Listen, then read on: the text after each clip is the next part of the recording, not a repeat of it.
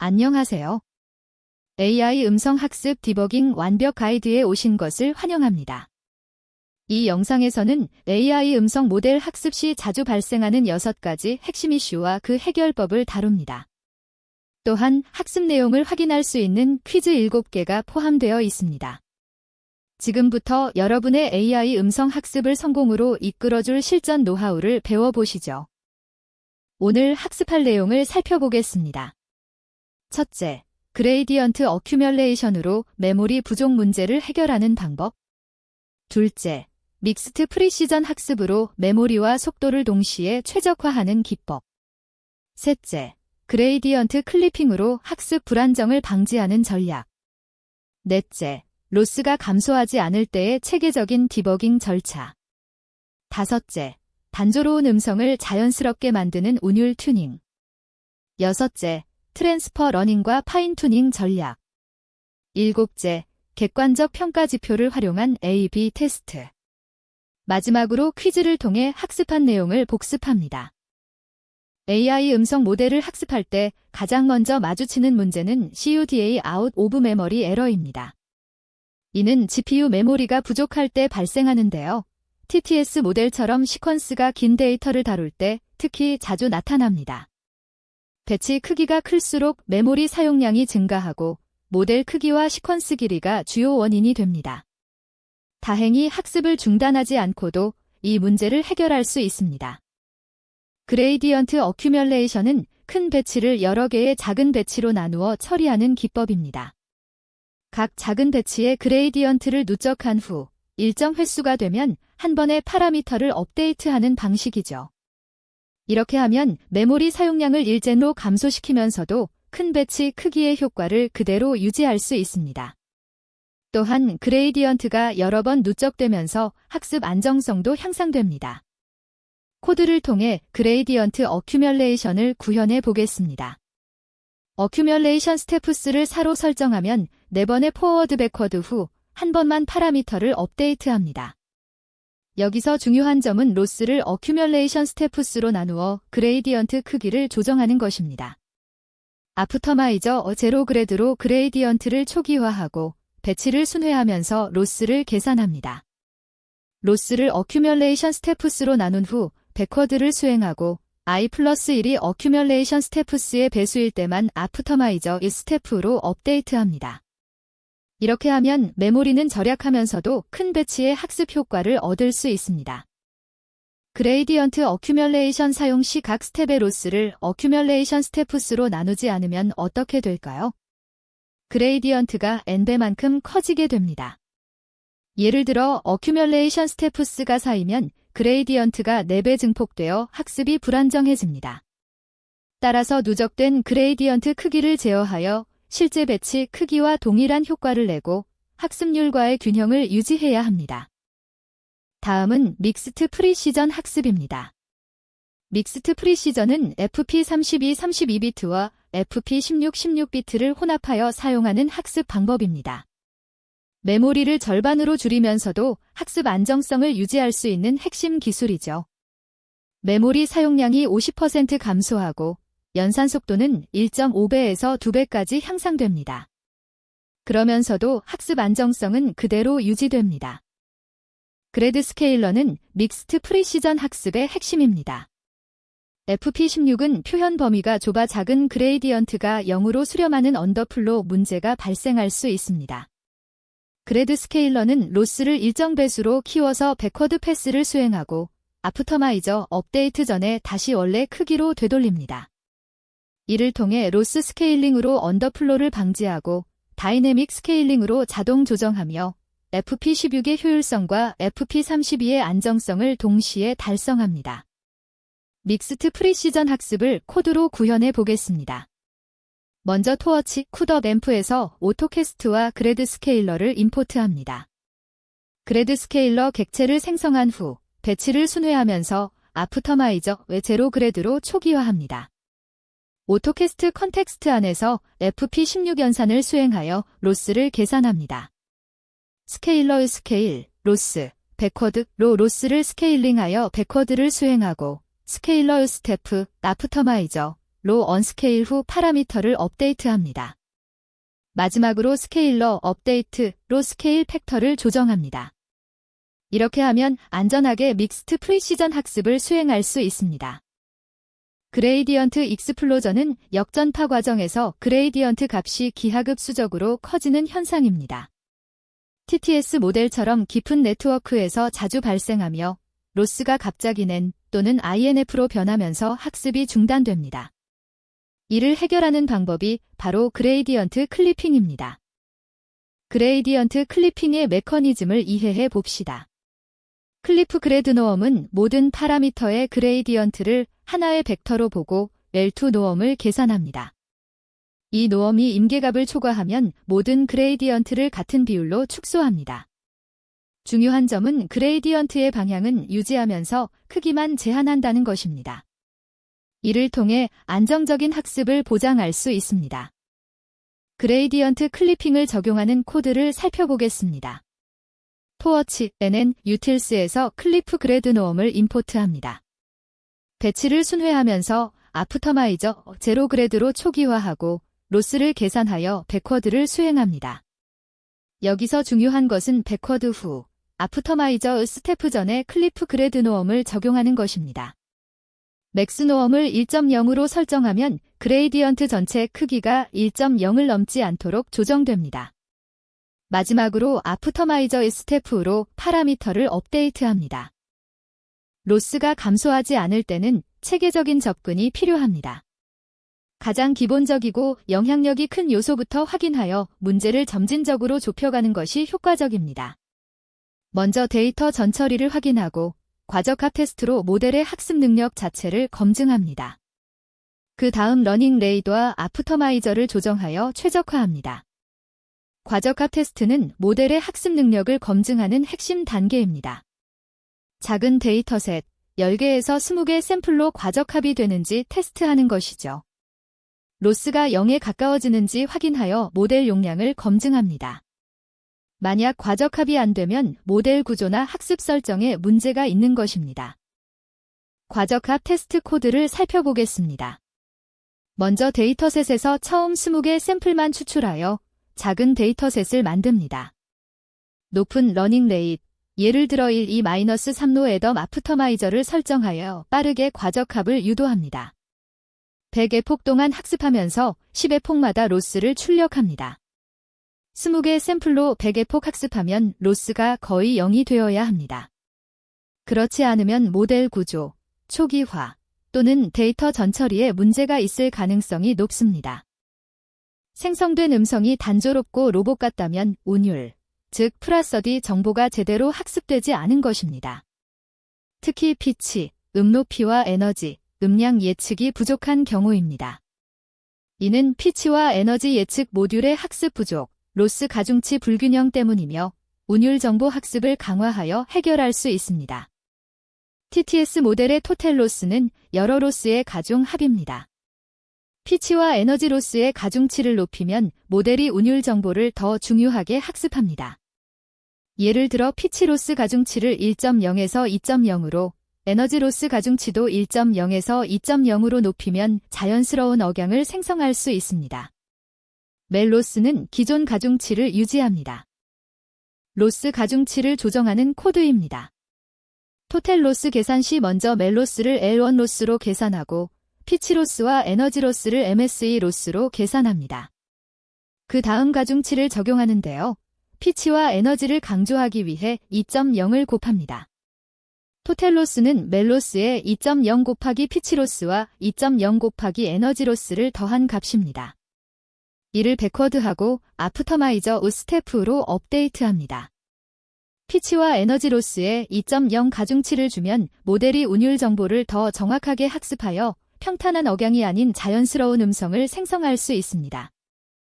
트랜스퍼 러닝은 사전 학습된 모델을 새로운 언어나 도메인에 적용하는 기법입니다. 예를 들어 영어로 학습된 TTS 모델을 한국어로 파인튜닝하면 적은 데이터로도 좋은 성능을 얻을 수 있습니다. 사전 학습된 지식을 활용하고 적은 데이터로 학습 가능하며 학습 시간도 단축됩니다. 사전 학습된 모델을 파인튜닝할 때는 러닝 레이를 10분의 1로 낮춰야 합니다.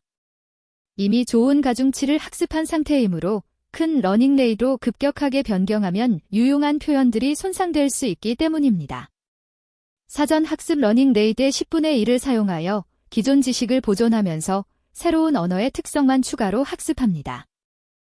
여러 체크포인트를 비교할 때 MOS, 민 어피니언 스코어는 사람의 주관적 판단에 의존합니다. 따라서 평가자마다 기준이 다를 수 있고 재현성이 낮으며 소수 평가자로는 통계적 신뢰성이 떨어집니다.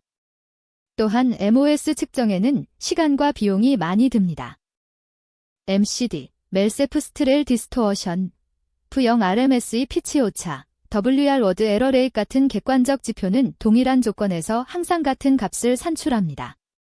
재현 가능한 결과를 제공하고 정량적 비교가 가능하며 MOS를 검증하고 보완하는 역할을 합니다. MOS와 객관적 지표를 병행하여 평가의 신뢰성을 높일 수 있습니다. 그럼 지금부터 퀴즈를 통해 학습한 내용을 복습해 보겠습니다. 첫 번째 퀴즈입니다.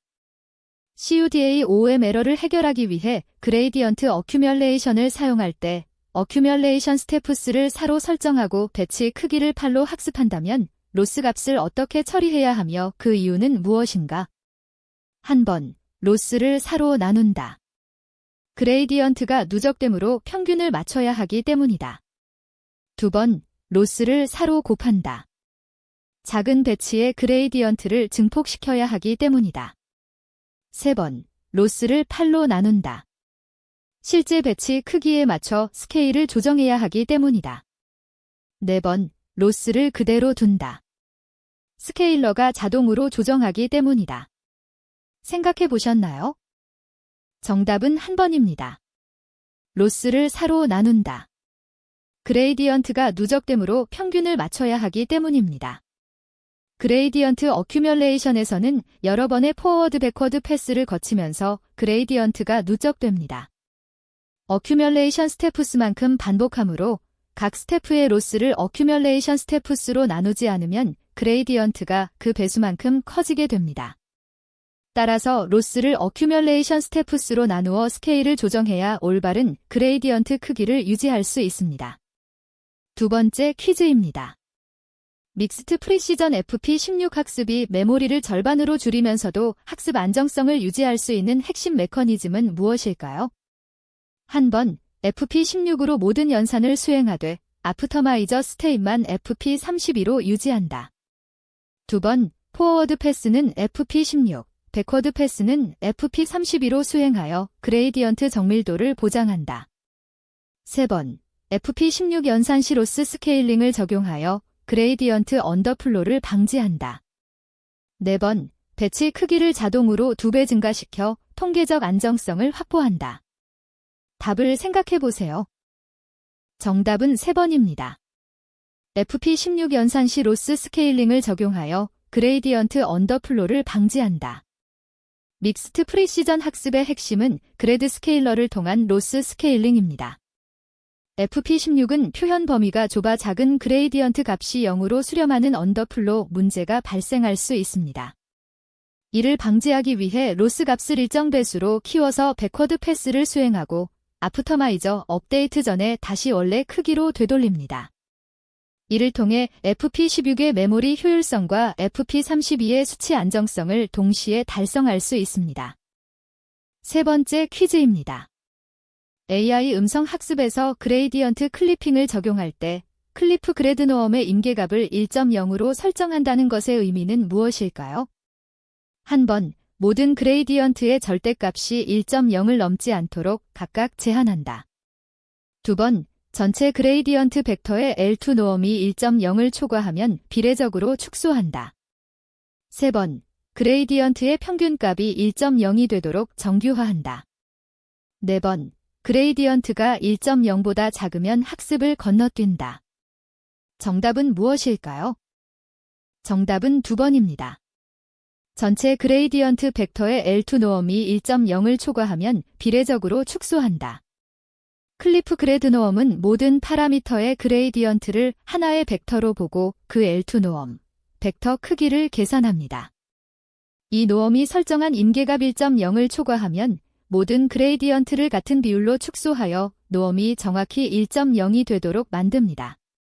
이는 그레이디언트의 방향은 유지하면서 크기만 제한하여 그레이디언트 익스플로전을 효과적으로 방지합니다. 개별 그레이디언트를 따로 자르는 것이 아니라 전체적인 균형을 유지하면서 제어하는 것이 핵심입니다. 네 번째 퀴즈입니다. TTS 모델 학습 시 로스가 감소하지 않는 문제를 진단할 때 어떤 순서로 접근하는 것이 가장 효과적인가? 한 번, 러닝 레이트 조정, 데이터 검증, 아프터마이저 변경, 모델 구조 수정. 두 번, 작은 데이터셋으로 과적합 테스트, 러닝 레이트 조정, 아프터마이저 변경, 데이터 품질 검증. 세 번, 데이터 전처리 확인, 작은 데이터셋으로 과적합 테스트, 러닝 레이트 아프터마이저 조정, 배치 크기 증가. 네 번, 모델 초기화 재설정, 배치 크기 증가, 러닝 레이트 스케줄러 추가, 데이터 증강. 어떤 순서가 가장 효과적일까요? 정답은 3번입니다. 데이터 전처리 확인, 작은 데이터셋으로 과적합 테스트, 러닝 레이트 아프터마이저 조정, 배치 크기 증가. 로스 감소 문제의 효과적인 디버깅 순서는 먼저 데이터 전처리를 확인하여 입력 데이터의 문제를 배제하고 작은 데이터셋 10대 20 샘플로 과적합이 되는지 테스트하여 모델의 학습 능력 자체를 검증하며 러닝 레이트와 아프터마이저를 조정하여 최적화 설정을 개선하고 마지막으로 배치 크기를 늘려 그레이디언트 안정성을 확보하는 순서입니다. 이는 가장 기본적이고 영향력이 큰 요소부터 확인하여 문제를 점진적으로 좁혀가는 방식입니다. 다섯 번째 퀴즈입니다.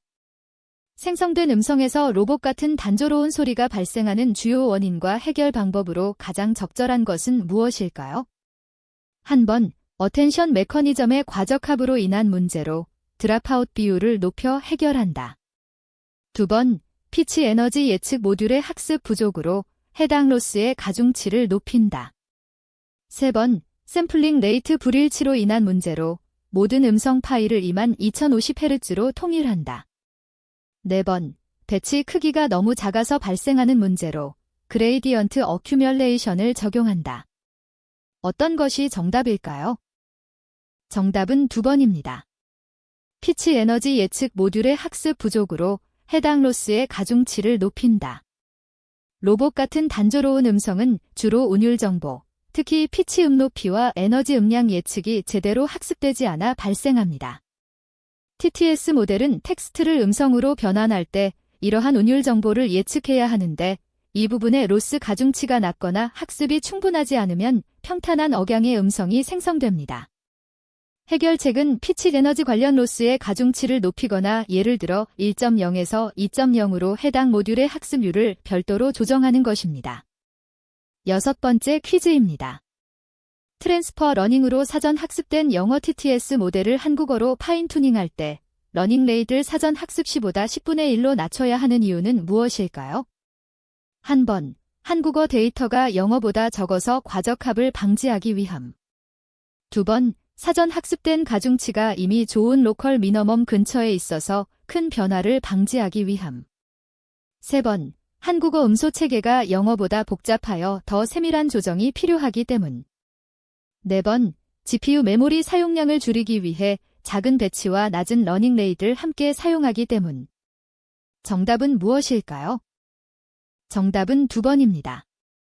사전 학습된 가중치가 이미 좋은 로컬 미너멈 근처에 있어서 큰 변화를 방지하기 위함.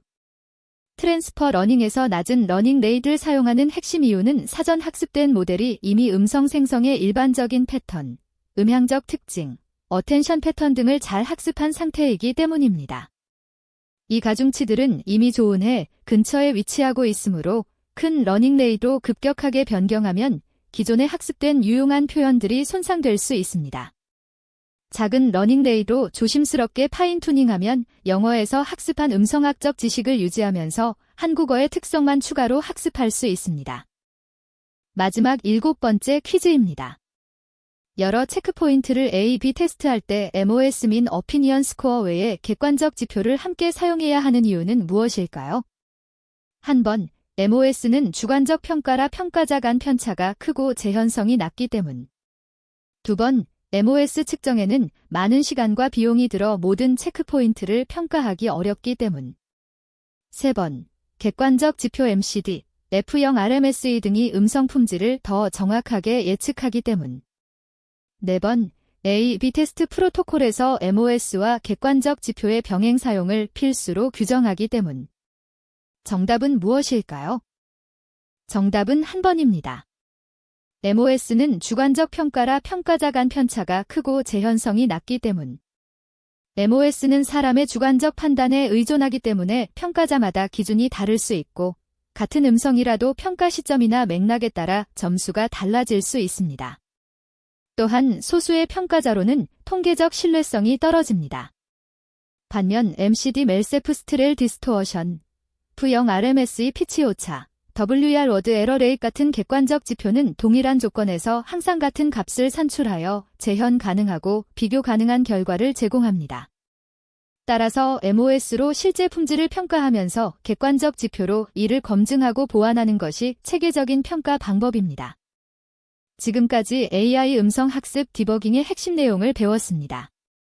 그레이디언트 어큐뮬레이션으로 메모리 문제를 해결하고 믹스트 프리시전으로 학습을 가속화하며 그레이디언트 클리핑으로 안정성을 확보하고 체계적인 디버깅으로 로스 문제를 해결하며 운율 튜닝으로 자연스러운 음성을 만들고 트랜스퍼 러닝으로 효율적으로 학습하는 방법을 살펴보았습니다. 이 지식들을 실전에 적용하여 여러분만의 고품질 AI 음성 모델을 만들어 보시기 바랍니다. 시청해 주셔서 감사합니다.